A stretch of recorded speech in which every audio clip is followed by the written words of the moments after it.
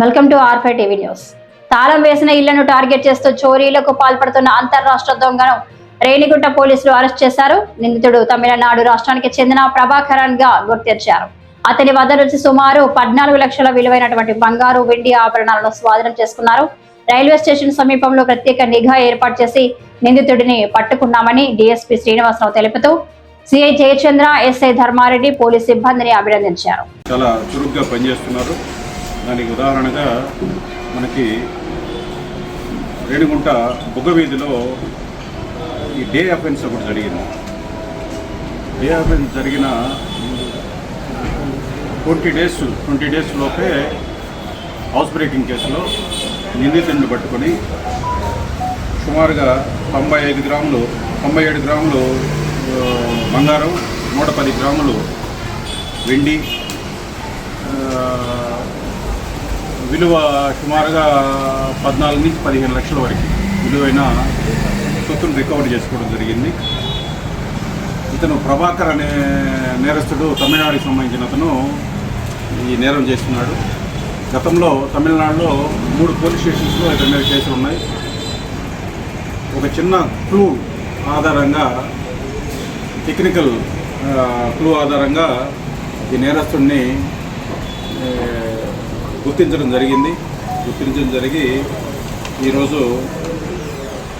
Renigunta CI గారు Jayachandra, SI గారు ధర్మేంద్ర, దీంట్లో స్పెషల్ టీమ్గా ఏర్పడిన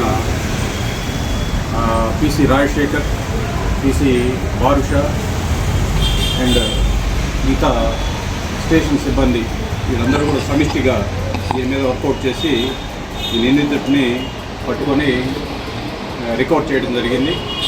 ఈ సందర్భంగా ఎస్పీ గారు వీళ్ళందరినీ కూడా ప్రత్యేకంగా అభినందించారు. రేపు క్రైమ్ మీటింగ్లో వీళ్ళకి ప్రత్యేకంగా సార్ యొక్క చేతుల మీదుగా రివార్డ్స్ ఇవ్వడం జరుగుతుంది. ఈ నేరాలు జరగడానికి మనం అవకాశం ఇవ్వకుండా ఉండేందుకు వస్తుందిగా LHMS police department LHMS app అనేది ఒకటి తీసుకురావడం జరిగింది. అది చాలా సంవత్సరాలుగా ఉంది. దాన్ని ఎవరైనా మీరు కనుక బయటికి వెళ్తున్నట్లయితే, ఊరికి వెళ్తున్నట్లయితే గూగుల్ ప్లే స్టోర్ ద్వారా LHMS యాప్ని డౌన్లోడ్ చేసుకుంటే మీ ఇంటికి సీసీ కెమెరాలు వచ్చి బిగిస్తారు. మళ్ళీ మీరు తిరిగి ఊరి నుంచి వచ్చేంతవరకు కూడా ఆ కెమెరాలు సర్వేలెన్స్ అట్లానే కొనసాగుతాయి. ఈ నేరాలని మనం అరికట్టవచ్చు. అట్లానే ఒక వీధిలో ఉండేవాళ్ళు ఒక 10 మంది 15 మంది కుటుంబాలు ఒకటిగా ఏర్పడి ఆ బజార్లో కెమెరాలు పెట్టుకున్నా కూడా మనం ఈ అపరిచిత వ్యక్తులు, ఈ ఆస్తి నేరం చేసేవాళ్ళని అరికట్టడానికి, మన 2 వీలర్స్ దొంగతనాలని అరికట్టడానికి కూడా ఇది ఉపయోగపడుతుంది. కాబట్టి ప్రజలు అప్రమత్తంగా ఉండి ఈ సీసీ కెమెరాలని ఎక్కువగా